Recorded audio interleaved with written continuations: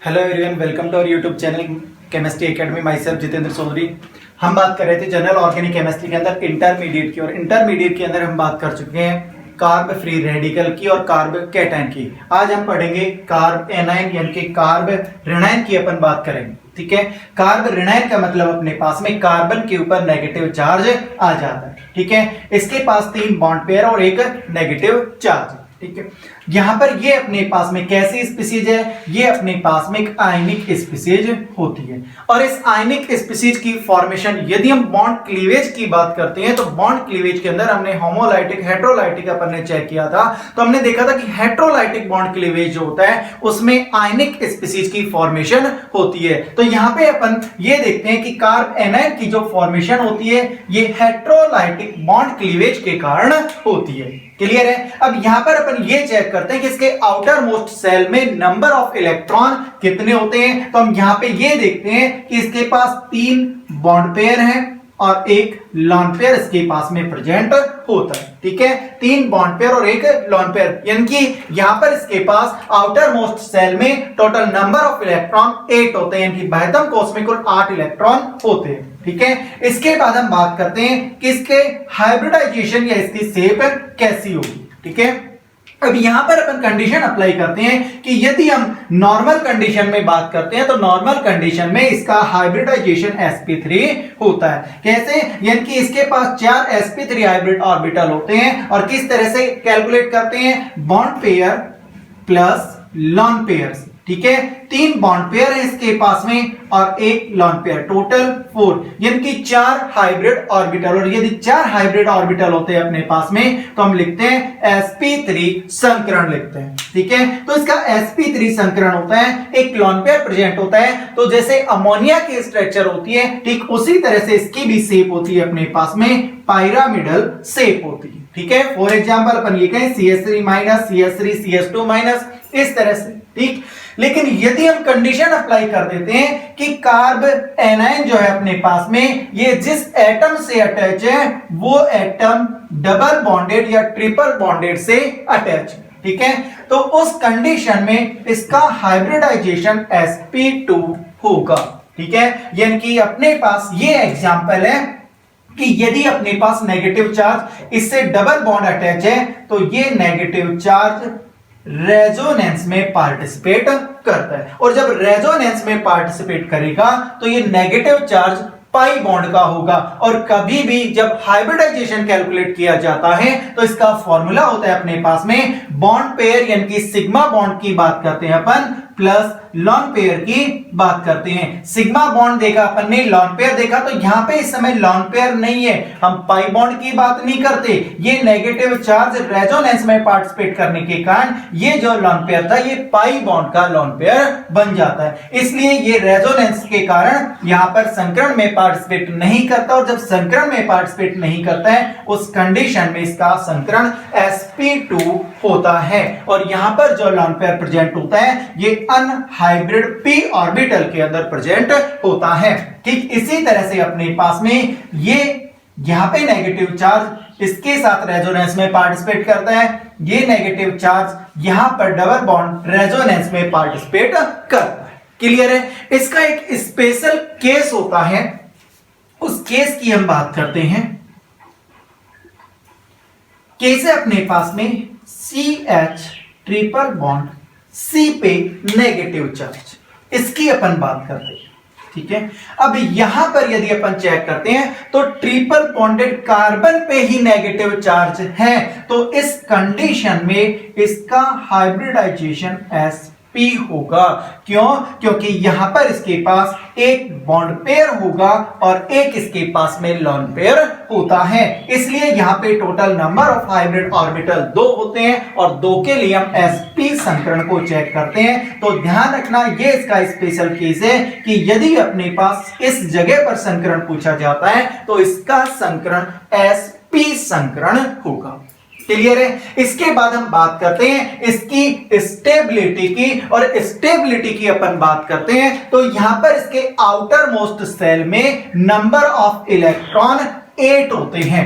ठीक है। इस 8 में एक लॉन पेयर होता है और लॉन पेयर होने के कारण ये अपना लॉन पेयर डोनेट करने की टेंडेंसी रखता है। क्यों? क्योंकि यहां पर नेगेटिव चार्ज होता है और हम ये जानते हैं कि कोई भी आवेशित स्पीशीज होती है वो कभी भी स्टेबल नहीं हो सकती है और स्टेबल होने के लिए यहां पर ये स्पीशीज अपना लॉन पेयर डोनेट करेगी। यानी कि हम ये कहें कि इसके पास इलेक्ट्रॉन की एक्सेस होती है, एक्सेस ऑफ इलेक्ट्रॉन होते हैं और एक्सेस ऑफ इलेक्ट्रॉन होते हैं इसका मतलब ये इलेक्ट्रॉन डोनेट करने की टेंडेंसी रखेगा। और जब इलेक्ट्रॉन डोनेट करने की टेंडेंसी रखेगा इसका मतलब हम ये कहें कि कार्ब एनायन के लिए अपने पास इस पर यदि कोई इलेक्ट्रॉन रिमूविंग ग्रुप जुड़े होते हैं, यानी कि हम ये कहें कि इलेक्ट्रॉन विड्रॉ करने वाले ग्रुप जुड़े होते हैं तो इसकी स्टेबिलिटी इंक्रीज होगी और यदि इलेक्ट्रॉन डोनेटिंग ग्रुप अटैच होते हैं तो इसकी स्टेबिलिटी डिक्रीज होती है। और यहां पर हम ये जानते हैं कि कौन से ग्रुप अपने पास में इलेक्ट्रॉन डोनेट करने वाले होते हैं और कौन से इलेक्ट्रॉन निकालने वाले होते हैं। यानी कि हमने ये पढ़ा है आर इफेक्ट, एच इफेक्ट और आई इफेक्ट, जिसमें हमने देखा था कि जो अपने पास में माइनस आर वाले होते हैं, माइनस एच वाले होते हैं, माइनस आई वाले होते हैं, ये अपने पास इलेक्ट्रॉन विड्रॉइंग ग्रुप होते हैं।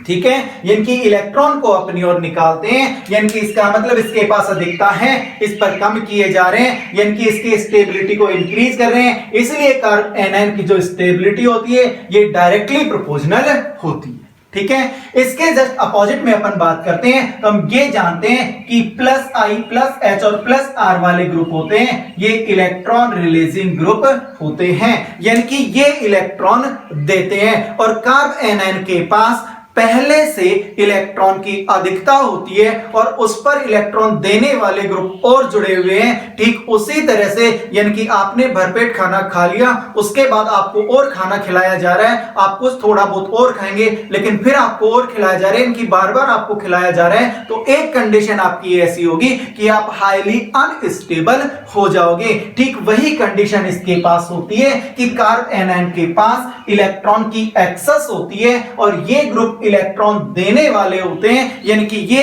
एनायन को क्या कर रहे हैं, इलेक्ट्रॉन दे रहे हैं, यानी कि एनायन को भोजन दे रहे हैं, जिससे इसकी स्टेबिलिटी डिक्रीज हो जाती है। इसलिए हम ये कहते हैं कि कार्ब एनायन की जो स्टेबिलिटी होती है ये इनवर्सली प्रोपोर्शनल होती है इलेक्ट्रॉन रिलीजिंग ग्रुप की। क्लियर है? इससे रिलेटेड अपन कुछ एग्जांपल चेक करते हैं।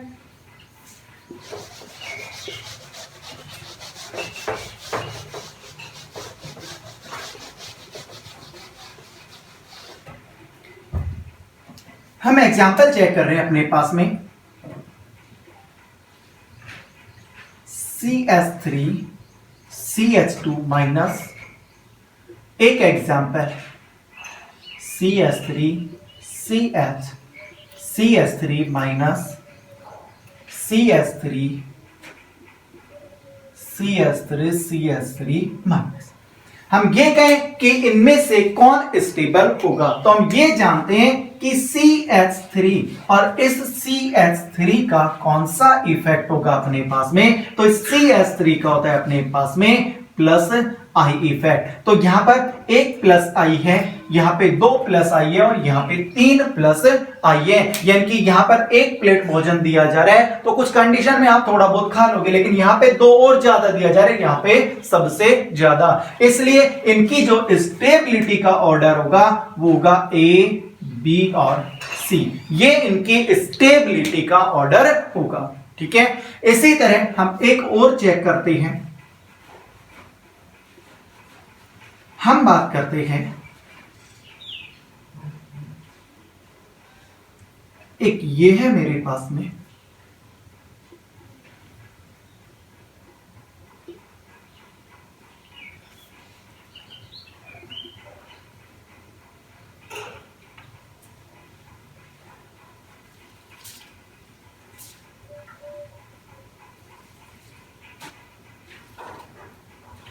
एक ये है।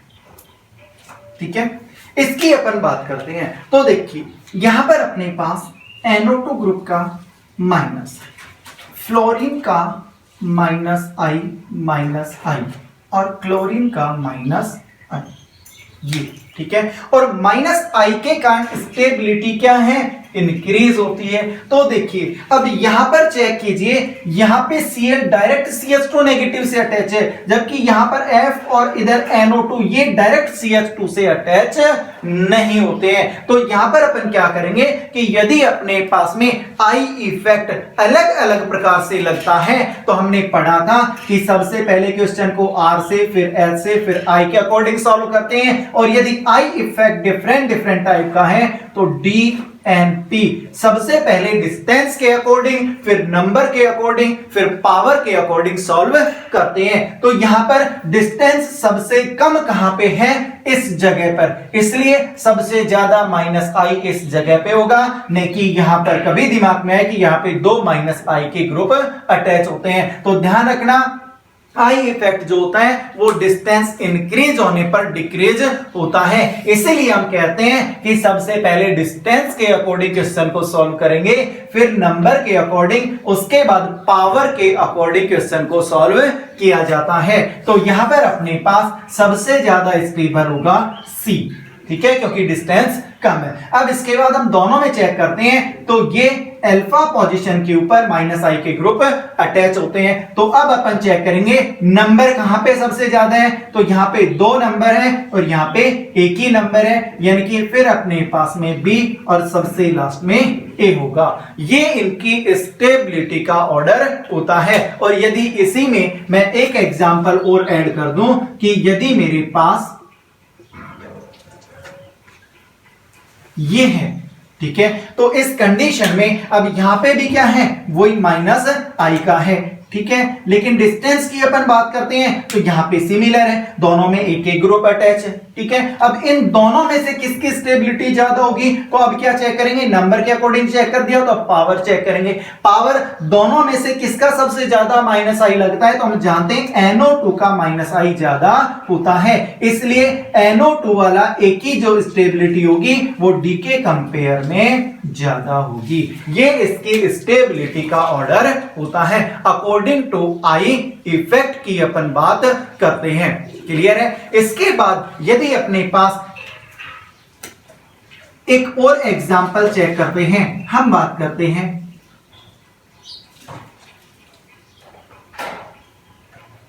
ये अपने पास है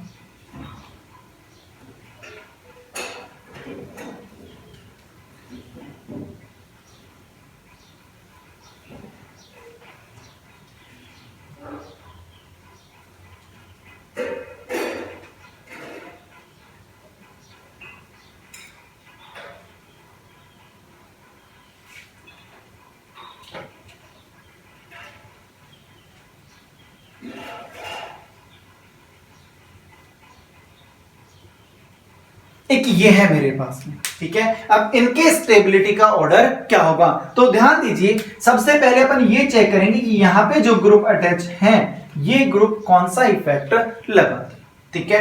तो सबसे पहले अपन ये देखें तो ये एक दूसरे के क्या है, पैरा पोजीशन पे, पैरा पोजीशन पे, पैरा पे। और हम ये जानते हैं कि जो रेजोनेटिंग इफेक्ट होता है ये ऑर्थो और पैरा पोजीशन पर अप्लाई होता है और इक्वल अमाउंट में अप्लाई होता है, ठीक है। तो यहां पर अपन ये देखें तो इसका कौन सा इफेक्ट है अपने पास में, NO2 का अपने पास -R है और -I इफेक्ट ये लगता है, ठीक है।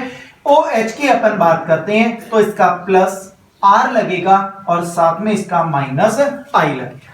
क्लियर है। और यहां पर अपन चेक करते हैं तो यहां पे CH3 और CH3 का कौन सा +I तो लगता है, ये तो हम जानते हैं, लेकिन इसके साथ में रेजोनेंस नहीं होगा, क्योंकि रेजोनेंस के लिए हम ये कहते हैं कि रिंग से अटैच जो एटम है इसके पास लोन पेयर प्रेजेंट हो और ये लोन पेयर रेजोनेंस में पार्टिसिपेट करे तो कार्बन के पास कोई लोन पेयर नहीं है, ठीक है।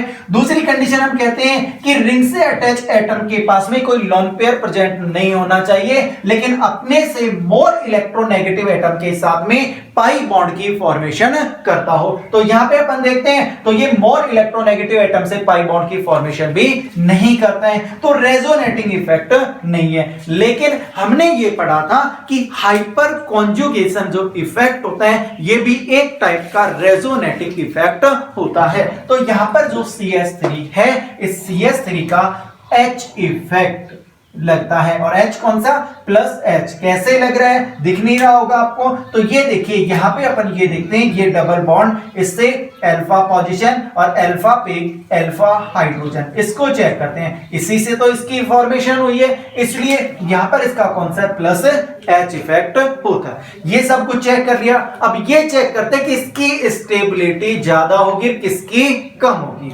देखिए सबसे पहले क्वेश्चन को आर इफेक्ट के अकॉर्डिंग सॉल्व करेंगे। आर की बात करते हैं तो आर इन दोनों में लगता है, ठीक है, तो इन दोनों में लगता है, तो माइनस आर के कारण स्टेबिलिटी इंक्रीज होगी और प्लस आर के कारण स्टेबिलिटी डिक्रीज होती है, ठीक है। तो यहां पर अपने पास सबसे ज्यादा ए का होगा, फिर अपन चेक करते हैं कि बी का, ठीक है। सी की अपन बात करते हैं तो इसमें प्लस एच और प्लस आई दोनों लगते हैं, तो H के अकॉर्डिंग भी सॉल्व करते हैं, तो फिर ये किस में जाएगा, ये और हाईली अनस्टेबल हो जाएगा इसके कंपेयर में, ठीक है। तो यहां पे इनकी स्टेबिलिटी का ऑर्डर होगा A, B और C, ये इनकी स्टेबिलिटी का ऑर्डर होता है, ठीक है। तो इसलिए अपने पास कभी भी कार्ब एनायन की स्टेबिलिटी को चेक करना है तो इसके लिए स्टेबिलिटी का जो ऑर्डर होगा ये हम जनरली अप्लाई कर देते हैं। सबसे ज्यादा माइनस आर इफेक्ट वाले का होगा, फिर माइनस H का, फिर माइनस I का, फिर प्लस I का, फिर प्लस H का, और इसके बाद प्लस R का, ठीक है। ये इनका ऑर्डर होता है। क्लियर है, यहां तक किसी को कोई दिक्कत है अपने पास में, ठीक। सॉरी एक मिनट, यहां पे देखना, यहां पे इसका प्लस R है और यहां पे प्लस H है, तो यहां पे इसकी जो स्टेबिलिटी है ज्यादा डिक्रीज होगी। ये ऑर्डर होगा अपने पास में C और B का,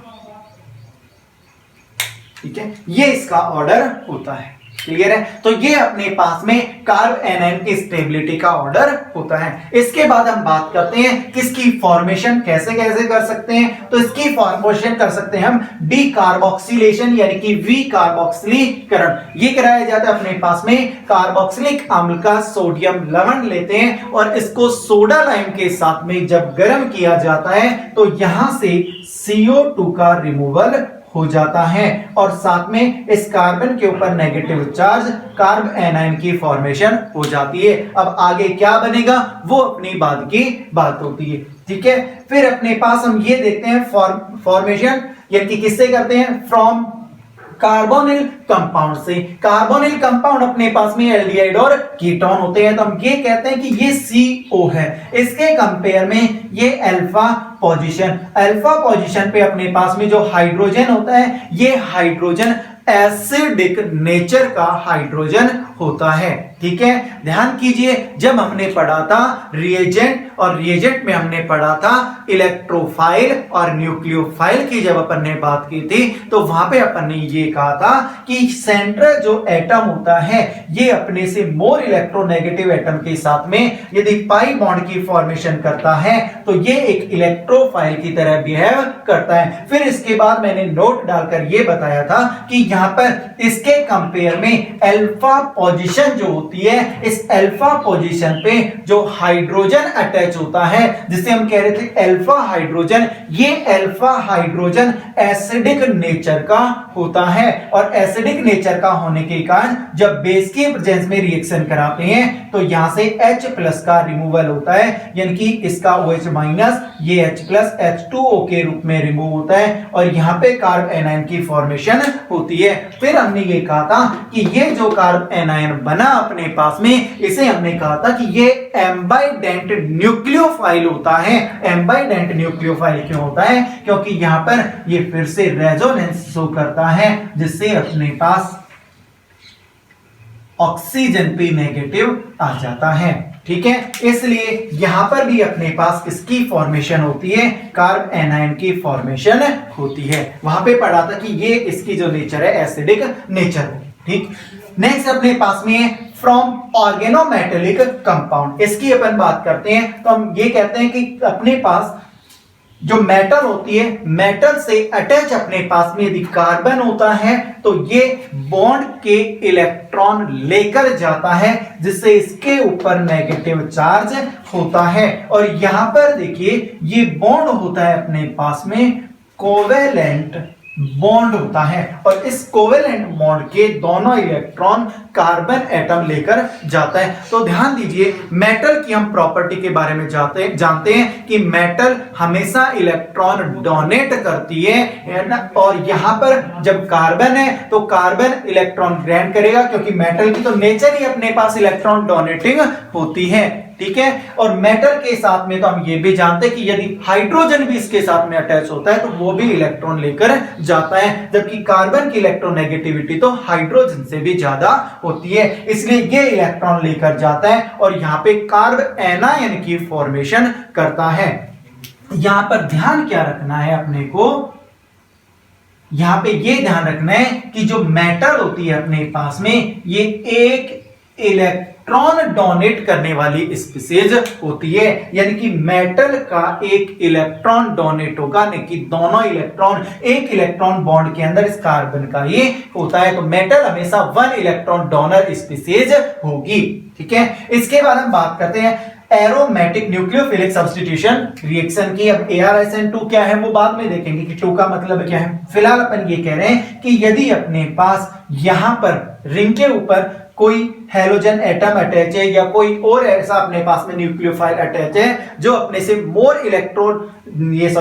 से मोर पावरफुल जो न्यूक्लियोफाइल होता है उससे रिमूव हो सकता है, लेकिन कंडीशन क्या होगी अपने पास में कि इसके कंपेयर में जो ऑर्थो और पैरा पोजीशन होगी, उस ऑर्थो और पैरा पोजीशन के ऊपर यदि -R इफेक्ट वाले ग्रुप अटैच होते हैं तो उस कंडीशन में ये रिएक्शन इजी वे में होती है, और यहां पर जो न्यूक्लियोफाइल होगा ये इस जगह पे अटैक करेगा, जिससे यहां पे पाई बॉन्ड ब्रेक होगा, और पाई बॉन्ड ब्रेक होने से इस कार्बन के ऊपर नेगेटिव चार्ज आता है, जिससे अपने पास में कार्ब एनायन की फॉर्मेशन होती है, ठीक है। तो यहां पर अपने पास में जो कार्ब एनायन टॉपिक था, ये कार्ब एनायन जो इंटरमीडिएट है ये अपने पास में खत्म होता है, ठीक है। वीडियो अच्छा लगे तो लाइक और कमेंट करें, शेयर करें और इसे सब्सक्राइब करना ना भूलें, जिससे आने वाली वीडियो की जानकारी आपको जल्दी से जल्दी मिलती रहे। Thank you.